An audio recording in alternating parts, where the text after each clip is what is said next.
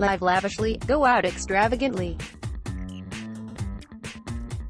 For many of the rich and powerful, funerals are becoming the final opportunity to flaunt immense wealth, competing with weddings and birthdays as a rite of passage worthy of a small fortune. They're choosing to be laid to rest in $60,000 gold-plated coffins and ferried by horse-drawn funeral carriages or Rolls-Royce hearses. Some are even flying friends and relatives to exotic locales for destination funerals. The cottage industry of advisors is in place to meet the demand, and some wealth managers are encouraging clients to confront their own mortality and make advance plans, not only to ease the grief of those left behind, but also for tax purposes. There's a certain set of expectations about how you're supposed to go out, said Ted Clontz, chief executive officer of Clontz Consulting Group. It's become one last display of power and wealth. Businessmen and billionaires are often aggressively competitive in life, and that doesn't end when they think they're going to die, said Clontz, a Nashville, Tennessee-based financial psychologist.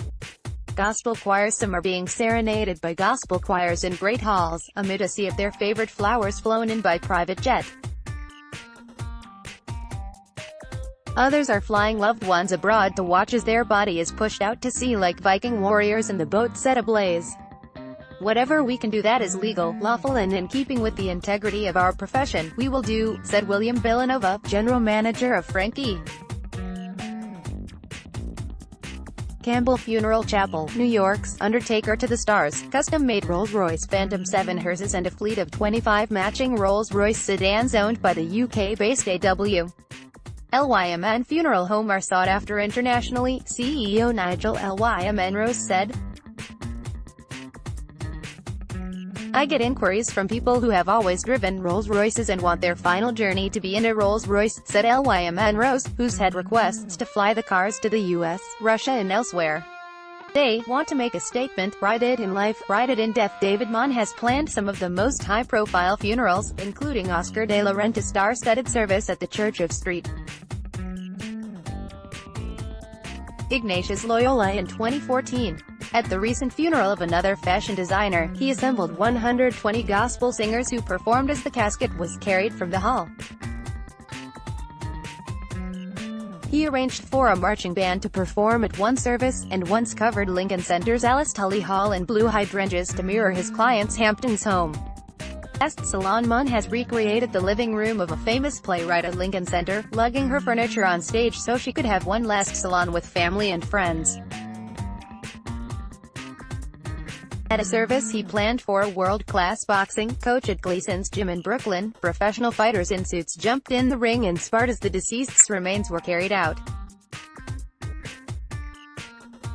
These funerals are usually by invitation only, Mann said. Just like a wedding, he notifies guests by mail, often including former presidents, sitting politicians and celebrities. Mann, who also plans weddings, parties and corporate events, said he's never advertised his funeral expertise online, until now. He's updating his website to include life service because he sees this as a potential growth area. This is about putting the right punctuation mark at the end of the book, Mann said. Tax issue. Private wealth managers and accountants are advising their ultra-rich clients to deal with the topic of their own mortality, said Elizabeth Meyer, who works as a funeral consultant for wealthy families and businesses looking to invest in the industry.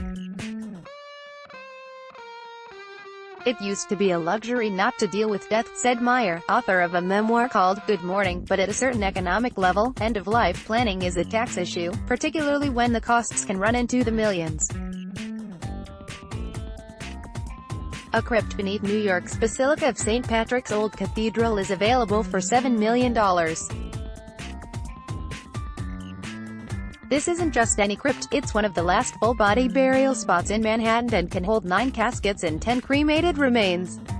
3 prominent families have already expressed interest, said Frank Alfieri, who oversees the church's cemetery. To spend eternity in a gold-plated casket in the catacombs below a 200-year-old church could just be the zenith of a life well lived.